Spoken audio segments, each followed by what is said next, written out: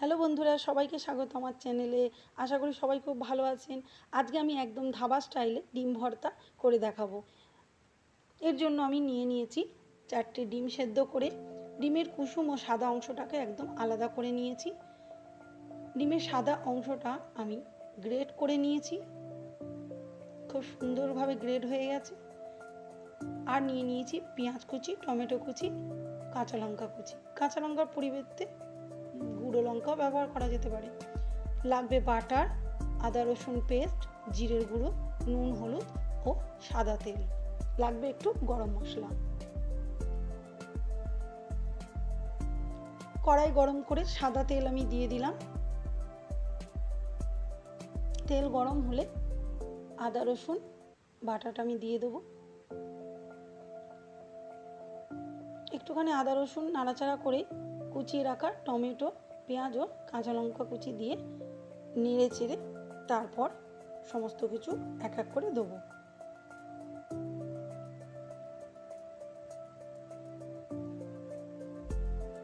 এবার দিয়ে দেবো ডিমের কুসুম। ডিমের কুসুমটা ভালো করে মিশিয়ে দিতে হবে।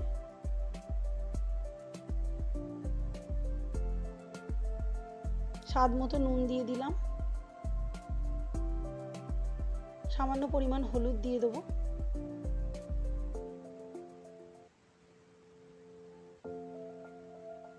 দিয়ে দিলাম জিরের গুঁড়ো, হাফ চামচ জিরের গুঁড়ো দিয়ে দিলাম।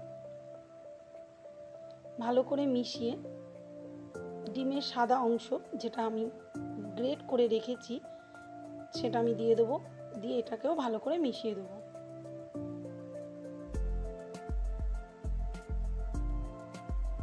এটা একটু ঝালঝালি রান্না হবে, একদম ঝটপট রান্না করা যায়, এটা বেশি সময় লাগে না। এবার দিয়ে দেবো বাটার। বাটারটা ভালো করে মেল্ট হয়ে গেলে সব শেষে গরম মশলা দেবো।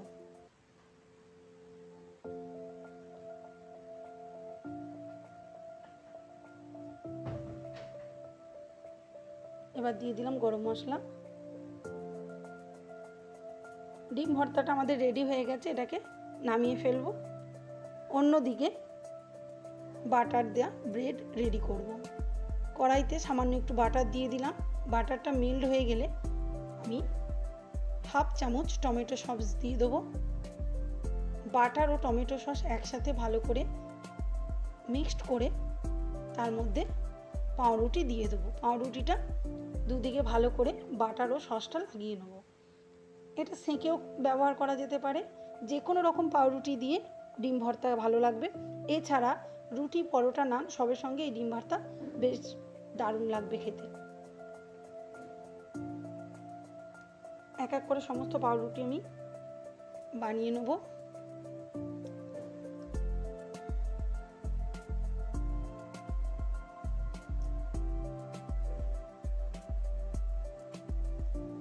আপনারা অবশ্যই বাড়িতে ট্রাই করুন, দারুণ সুন্দর রান্না। রেডি হয়ে গেছে আমার ডিম ভর্তা ও বাটার ব্রেড। তো বন্ধুরা, কেমন লাগলো আজকের আমার এই রেসিপিটি অবশ্যই জানাবেন লাইক কমেন্ট করে, একটু শেয়ার করে দেবেন। আমার চ্যানেলে নতুন বন্ধু হলে চ্যানেলটিকে সাবস্ক্রাইব করে দেবেন। পাশে থাকা বেল বাটনটি প্রেস করে দেওয়ার অনুরোধ রইল। আবারও নতুন কোনো রান্নার সঙ্গে দেখা হবে। ততক্ষণের জন্য সুস্থ থাকুন, ভালো থাকুন। ধন্যবাদ।